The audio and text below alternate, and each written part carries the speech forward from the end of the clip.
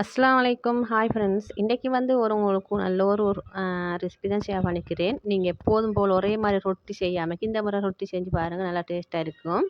Taste அப்படி நல்லா இருக்கும். இப்போ இதுக்கு வந்து ஒரு பவுலில் மாவு எடுத்துனேன். கோதுமை மாவு தான் எடுத்துனேன். ஒரு 2 கப் அளவு. அதுக்கு தேவையான அளவு உப்பு சேர்த்துனேன். உங்களுக்கு கோதுமை மாவுக்கு பதிலாக ஆட்டை மாவு சேர்த்துக்கலும். இப்போ இதோட வெங்காயம் நல்ல பெரிய வெங்காயம் உண்டு. அதோட சின்ன பச்சை மிளகாய் 2 சின்னதாக கட் பண்ணி போட்டுட்டேன். இதோட உங்களுக்கும் கருவேப்பிலையில் சீரகம் சேர்த்துக்கோ மேலும். இப்போ இன்னும் கொஞ்சம் டேஸ்ட்டுக்காக வந்து முட்டையை ஒன்றையும் உடச்சி ஊற்றினேன். ஊற்றின பிறகு இதோட வந்து குக்கிங் ஆயில் உங்களுக்கு எது வேண்டாலும் சேர்த்துக்கலும். நான் தேங்காய் ஒரு கரண்டி மட்டும் சேர்த்துனேன். சேர்த்து நல்லா மிக்ஸ் பண்ணிக்கணும்.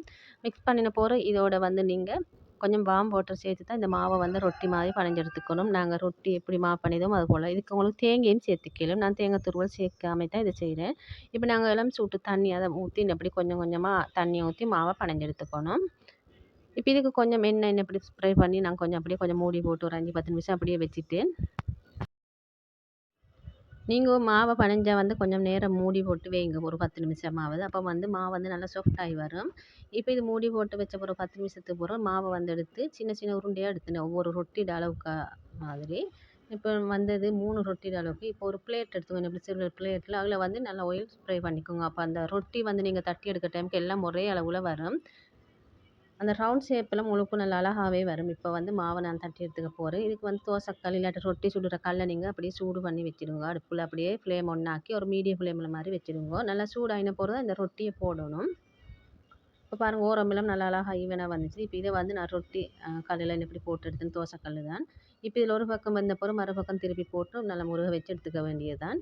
அப்போ நல்லா சுட சுட ரொட்டி உங்களுக்கு நல்லா டேஸ்ட்டாக இருக்கும். இதுக்கு என்ன சம்பல் செஞ்சேன்னு பார்ப்போம்.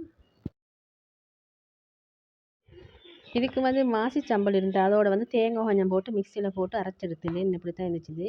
இப்போ இதுக்குள்ள மாசி சம்பல் புளி, உப்பு, காரம் எல்லாம் விட்டதால எதுவும் சேர்க்கல. கொஞ்சம் புளி மட்டும் சேர்த்தேன். லெமன் ஜூஸ் கொஞ்சம் சேர்த்து இதை கலந்து விட்டு எடுத்துனேன். இப்போ இந்த சம்பல் நல்லா டேஸ்ட்டாக இருக்கும் அந்த ரொட்டிக்கு.